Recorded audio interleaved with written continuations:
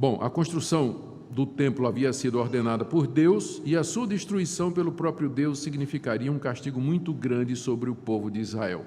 E aqui tem um detalhe que é muito importante, que Marcos não menciona, mas que é mencionado em Lucas e Mateus, é que a destruição do templo estava associada com o início de uma nova era que daria início ao final do mundo. Ou seja, a destruição do templo marcaria o final do mundo.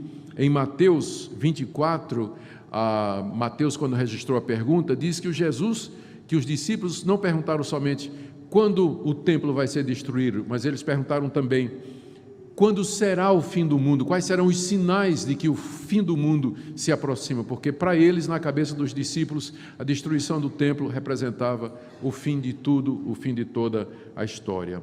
E nos próximos estudos nós veremos a resposta de Jesus, mas hoje vamos ficar apenas com a questão do templo. Jesus tinha profetizado a destruição do templo. Em Mateus 22, verso 7, ele contou uma parábola de um rei que ficou furioso com os seus servos, que não deram conta de cuidar da vinha que ele tinha deixado com eles. E Jesus diz, em Mateus 22, 7, que o rei ficou irado e, enviando suas tropas, exterminou aqueles assassinos e lhes incendiou a cidade. E Jesus estava se referindo aos judeus, e a cidade aqui é Jerusalém. Por quê? Porque eles rejeitaram os profetas e rejeitaram o próprio Jesus. O rei aí seria Deus. Em Mateus 23, 35 a 38, Jesus disse, para que sobre vós, ele está falando para os judeus, recaia todo o sangue justo derramado sobre a terra. Em verdade vos digo que todas estas coisas hão de vir sobre a presente geração. Eis que a vossa casa vos ficará deserta. Jesus disse isso muito tempo antes da destruição do templo. Olha o que ele disse em Lucas 19, 43 a 44. Pois sobre ti, Jerusalém, ele fala para a cidade, virão dias em que os teus inimigos te cercarão de trincheiras e por todos os lados te apertarão o cerco, e te arrasarão, e aos teus filhos dentro de ti, não deixarão em ti pedra sobre pedra, porque não reconheceste a oportunidade da tua visitação. Jesus aqui está pronunciando a destruição de Jerusalém e do templo, porque os judeus rejeitaram Jesus, eles não reconheceram aquela oportunidade, daquela visitação de Deus na pessoa do seu Filho Jesus Cristo. O castigo então seria isso aqui. Lucas registra também que Jesus disse, quando vocês virem Jerusalém sitiada de exércitos, sabei que está próxima a sua devastação. Aí ele manda que os discípulos fujam, vão para os montes, que ninguém volte atrás para pegar suas coisas, ai das grávidas, porque naquele dia, veja aí o final da passagem, está em itálico, cairão a fio de espada, serão levados cativos para todas as nações. Ou seja, Jesus profetizou com todas as forças o cerco de Jerusalém, a destruição da cidade, a destruição do templo, que os judeus seriam mortos e os sobreviventes seriam levados prisioneiros para outros lugares. Essa é a razão, aqui, vamos resumir aqui. O que é que então, em resumo, o que é que Jesus disse? Que quadro Jesus pintou com essas palavras?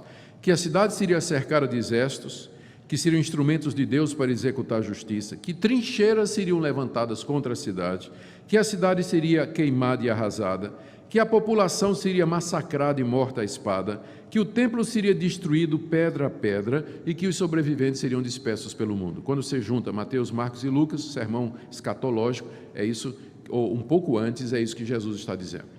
Isso aqui representa um problema sério para os liberais, porque de acordo com os evangelhos, Jesus disse isso mais ou menos em volta do ano 33, e 30 anos depois, 35 anos depois, aconteceu exatamente como eu vou mostrar para vocês, aconteceu exatamente como Jesus havia dito. Jesus disse essas palavras 35 anos antes que estas coisas acontecessem. As pessoas que não creem na Bíblia, elas têm dificuldade em explicar isso aqui. Então, o que é que elas dizem? Elas dizem que esse sermão escatológico, ele não foi pronunciado por Jesus no ano 33. Esse sermão foi escrito pelos discípulos depois que Jerusalém foi arrasada. E aí eles colocaram como se Jesus tivesse dito alguns anos antes, para dar a Jesus autoridade de profeta. Eles chamam de vaticínia ex evento, ou seja, de uma profecia que é feita depois do acontecido. Aí é fácil profetizar, não é? Você já viu o que aconteceu, aí você profetiza, não é? Então, o que é que eles fizeram? Os discípulos de Jesus colocaram na boca de Jesus, Jesus nunca teria dito isso, 33 anos antes ele teria profetizado e predito com exatidão isso que aconteceu. O problema, não é, aí que os liberais enfrentam, é que nós temos evidências de que os evangelhos, eles foram escritos antes dos anos 70. Ano 70 é o ano da destruição de Jerusalém. Nós temos evidências arqueológicas, manuscritológicas e de outros autores, que não autores bíblicos, que referem, que autenticam a circunstância da criação ou da escrita dos evangelhos antes dos anos 70. Está tendo, inclusive, uma discussão agora muito grande no mundo arqueológico, porque foi descoberto um pedaço de um manuscrito, tamanho de um cartão de crédito, onde tem 6 palavras que correspondem a uma frase que está no Evangelho de Marcos. Só que esse manuscrito é datado de antes dos anos 70. Antes dos anos 70. Então, a grande briga será que é exatamente a idade desse manuscrito e se essas 6 palavras correspondem a uma frase que tem no Evangelho de Marcos, porque se for, nós temos a prova definitiva para calar a boca dos liberais de que os evangelhos foram escritos antes da destruição de Jerusalém e que não se trata de vaticínio ex evento, mas realmente que Jesus profetizou com precisão aquilo que haveria de conhecer. É claro que nós não dependemos dessas descobertas para a nossa fé. Nós cremos na palavra de Deus como ela nos é dada, mas a arqueologia, a história e outras ciências nos ajudam a confirmar aquilo que a gente já sabe. Porque é tão exato que Jesus predisse que as pessoas dizem, não é possível, não existe um profeta que tenha essa capacidade. Mas, na verdade, aconteceu exatamente como Jesus Cristo disse. 36 anos após essas palavras, os judeus se rebelaram outra vez contra os romanos. O imperador Vespasiano mandou os exércitos romanos à Palestina debelar a rebelião dos judeus. As tropas eram comandadas pelo general Tito, seu filho, que mais tarde seria imperador, e Jerusalém foi cercada no ano 66. Hoje, em Roma, você encontra ainda o Arco de Tito, essa relíquia aí, ó. Os exércitos romanos vieram até Jerusalém em 66 e cercaram durante 3 anos. No ano 70, Jerusalém caiu e os romanos a destruíram completamente juntamente com o templo. Perto de 1 milhão de judeus que haviam se refugiado em Jerusalém foram massacrados. Tito mandou erigir um memorial em Roma como símbolo da vitória dele contra Jerusalém, que é chamado o Arco de Tito, que existe até o dia de hoje. Agora eu quero ler para vocês o testemunho de alguém que não era crente, era um judeu, e que viveu aqueles dias. Eu me refiro aqui a Flávio Josefo. Ele era um comandante na região da Galileia e que foi, o nome dele era Josefo. Ele foi vencido e poupado pelos romanos. Quando os romanos começaram a invasão da região da Galileia, Flávio Josefo, ele era comandante de uma guarnição e ele enfrentou os romanos para defender Jerusalém. Só que ele foi derrotado e os romanos, em vez de matarem Flávio Josefo, por algum motivo, talvez porque descobriram que ele tinha alguns talentos literários e coisa dessa natureza, eles pouparam Flávio Josefo, não tiraram a vida. Ele foi recebido lá em Roma, foi levado cativo para Roma e lá foi recebido com muito favor pelo imperador e mudou seu nome para Flávio Josefo. Ele tinha um nome hebreu que agora eu me esqueço, o nome judeu dele.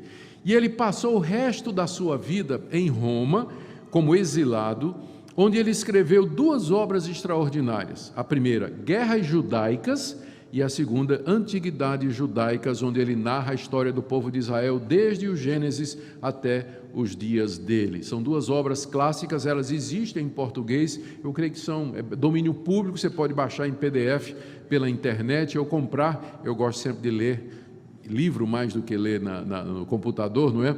Você pode comprar esse livro. Eu creio que a CPAD tem uma publicação muito boa, a Casa Publicadora das Assembleias de Deus fez uma tradução e uma publicação muito boa das obras de Flávio Joséfo. Você pode ter, porque é muito interessante. No livro dele, Guerras Judaicas, ele conta como testemunha ocular que ele foi a destruição do Templo de Jerusalém. Eu terei aqui algumas frases, não é para não incomodar com a leitura muito extensa. Aí, olha o que é que Flávio Joséfo escreveu. Aquela construção que era o templo, Deus havia sentenciado há muito para o fogo, e agora havia chegado o dia fatídico. Um dos soldados, isso é o Flávio Joséfo escrevendo, sem esperar ordem e sem temer o que haveria de fazer, mas movido por um impulso sobrenatural, tomou um tição de fogo da madeira que ardia e, ajudado por um companheiro, lançou o petardo terrível através de umas janelas douradas do templo. Quando as chamas cresceram, um grito tão agudo quanto a tragédia ouviu-se da parte dos judeus, pois aquilo que haviam guardado tão cuidadosamente estava para ser destruído. Enquanto o santuário ardia em chamas, não se mostrava misericórdia pela idade nem posição social. Ao contrário, crianças e velhos, leigos e sacerdotes iam sendo massacrados igualmente.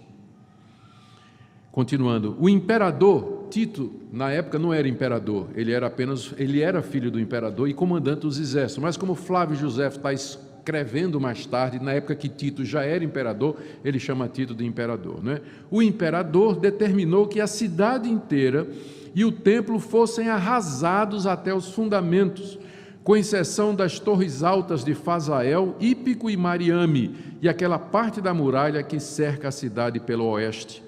O resto da muralha foi de tal forma nivelada a não deixar aos futuros visitantes qualquer indicação de que ali antes tinha sido um local habitado. Nota: escavações feitas em 1968 desenterraram muitas das pedras que foram derrubadas do muro do templo e da cidade. Joséfo mencionou ainda que muitas pedras foram quebradas para se tirar o ouro que havia caído derretido do teto do templo. Quando o incêndio começou no templo, não é? O fogo era tão intenso que aquelas partes de ouro que havia no templo se derreteram e o ouro líquido escorreu e entrou pelas frestas das pedras do assoalho.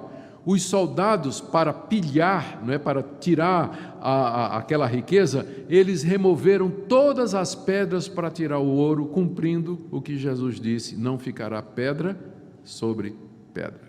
Esse testemunho aqui não é de um crente, não é de um cristão, mas de um judeu que viveu naquela época. E é um testemunho histórico da veracidade e da precisão das palavras de Jesus, de tudo aquilo que ele falou a respeito do templo. O que é que nós podemos aprender? Sem dúvida que Jesus era profeta. Nós sabemos que Jesus tem 3 ofícios. Ele é profeta, sacerdote e rei. Como profeta, ele é aquele que traz a palavra de Deus e a traz de maneira inerrante, infalível e verdadeira. E é como profeta que ele escreveu ou proferiu o sermão escatológico. E a Bíblia, de fato, é a palavra de Deus, porque registra com precisão aquela profecia confirmada por estas fontes que eu mencionei. Aprendemos também que a destruição do templo representou o castigo de Deus contra a incredulidade e a rebeldia dos judeus. Também, ao mesmo tempo, nós aprendemos que a destruição do templo é uma figura da grande tribulação que ainda está por vir ao mundo. Nós vamos ver mais adiante que quando Jesus fala da grande tribulação, ele fala de 2 coisas. Ele está falando da destruição do templo, que foi um período de grande angústia para os judeus, que é uma figura, uma analogia do grande sofrimento que o mundo vai passar no mundo ainda. Para a gente chegar lá, a gente vai ver que ele faz essa combinação. Aprendemos que agora a igreja apresenta a Deus um novo culto, não mais baseado nas cerimônias e rituais do templo. Deus destruiu o templo e com ele aquelas cerimônias.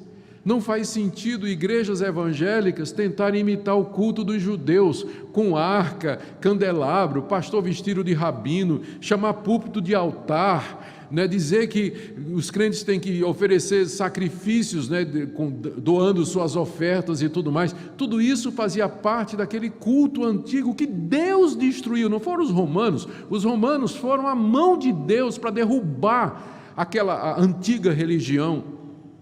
Nós não vamos procurar inspiração nestas coisas para oferecer o nosso culto. O nosso culto é simples, ele é em espírito e em verdade, centralizado na palavra de Deus, teocêntrico, é voltado para Deus.